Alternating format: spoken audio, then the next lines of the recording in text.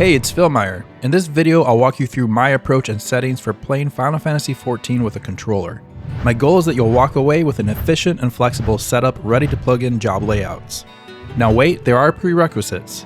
If you are brand new to the game's targeting and cross hotbar systems, watch my Essentials videos first, otherwise some of this won't make sense. You'll find the links in the description. All set? Good, let's go.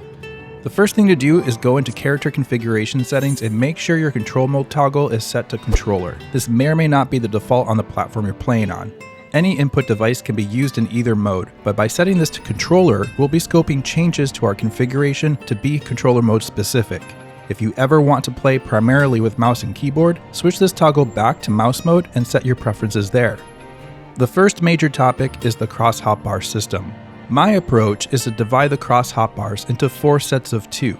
Each set is a pair of crossbars, one of these being the base, and the second being its matching double cross hotbar. After doing this, you can hold R1 and either D-pad up, D-pad down, the top face button, or the bottom face button to switch between these sets. Of these 4 sets, I reserve 2 of them, or 4 hotbars, for every job's main actions. Not every job will use them all, but this ensures I have plenty of room to plan out layouts that do. I also reserve a hotbar for the expanded or extended hotbar, which can be reached by holding one trigger and then holding the other. I use the extended hotbar for common actions shared between job disciplines. We'll come back to what goes on it in a moment. Let's get this set up. First, enable the double cross hotbar in character configuration settings. There is one setting to enable it and a second setting to display it at all times. I turn both of these on. 4 cross hotbar controls set the activation type to hold. Toggle and mixed will disable using the double cross hotbar, which we don't want. Let's configure the double cross hotbar to cycle up from its base. This means that if you switch to crossbar 1, crossbar 2 will be its pair, and if you switch to 5, crossbar 6 will be on top. While we're here, enable the extended cross hotbar. I set this statically to hotbar 2. You will need to dial in your double cross hotbar activation time. This is similar to double clicking a mouse and requires some trial and error to get just right for you. I think a value between 25 and 30 is a great place to start. For crossbar sharing, I have it turned off for almost all cross hotbars, allowing them to be job specific. You can choose to make some crossbars shared if you'd like. The important part is that hotbars 2 and 5 through 8 are job specific. Now we need to set up set switching. The reason I now use crossbar sets 5 and 7 here comes down to how set switching works with the controller's face buttons. Hotbar sets 1 and 3 can be switched to by holding R1 and then one of the face buttons. Because those sets are switched to using face buttons, they can also be switched to with only my right hand, meaning I can keep moving my character with my left thumb. Now normally, hotbar sets 5 and 7 would be switched to using R1 plus the D-pad, but when you combine them with tap switching, they can be swapped between even faster, which is why I now use them for primary job actions. This means that all 4 hotbar sets can be switched to without ever stopping movement, which really helps keep the setup feeling fast and fluid. So in character config, set crossbar sets 5 and 7 to tap switching. With that done, I can switch between the sets just by tapping the controller's right shoulder button, super fast and entirely with my right hand. One more thing before we move on. Go ahead and turn off the pet hotbar. It's a legacy feature at this point, and any pet controls you do want can be placed directly in a job's individual layout instead. Alright, so now we have the framework for the cross hotbar set up and ready for all of our jobs. If you'd like to use one of my controller layouts for a job you're into, just drop the core layout into cross hotbars 5 through 8 and set up your extended hotbar as you'd like. For more of my job-specific layouts, check out my webpage, which is linked in the video description. Now let's talk about targeting settings. This is less complicated than setting up the cross hotbars, but there are some key options I prefer and would recommend over others. First, I set my movement settings to legacy type. In my opinion, this gives me better control of my character and the camera. I also disable camera pivot, which gives me full manual control. Camera pivot slowly moves the camera behind your character automatically, and I personally think it just gets in the way. I don't want the camera self-adjusting unless I intentionally make that happen. For target settings, you probably do not want to auto-lock onto a target when attacking them. Additionally, make sure switch target circle to target select is off. If this is turned on, it will disable the game's soft targeting feature, which is important to becoming proficient on a controller. I make sure to turn on auto-targeting, which allows you to automatically target a nearby enemy when performing an attack if you don't already have a target. I do not use full auto-targeting, however, which will automatically target an enemy if they attack you. This can be distracting when you're tanking, and in my opinion has minimal benefits when you're not. Target closest enemy types applies when you're tab targeting using L1 or R1. I use ignore depth here, which targets enemies to the left or right of your character depending on the shoulder button use. Cone targeting does have its strengths, but the deal breaker for me is that by design, it will only target enemies within the scope of that cone. You can see here that I can't target all the visible training dummies with cone targeting because they're out of range. I need to turn my character or camera to target them, and for me, that's not ideal. Next, make sure that your ground targeting ring is set to unlocked. This lets you freely move the ring using the controller if you need to. The alternative is for the ring to be locked to your mouse cursor, which only makes sense if you're using a hybrid control scheme. You may find the other two ground targeting settings helpful as well, though personally I'm fine with them off.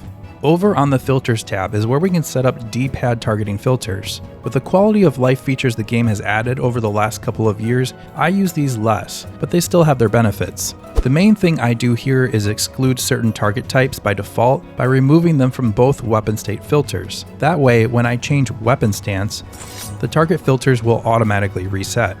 I use one face button to limit targeting to NPCs and objects. This can be helpful in specific situations such as targeting a point of interest when in a crowd of other players, or for healing an NPC during some duty instances.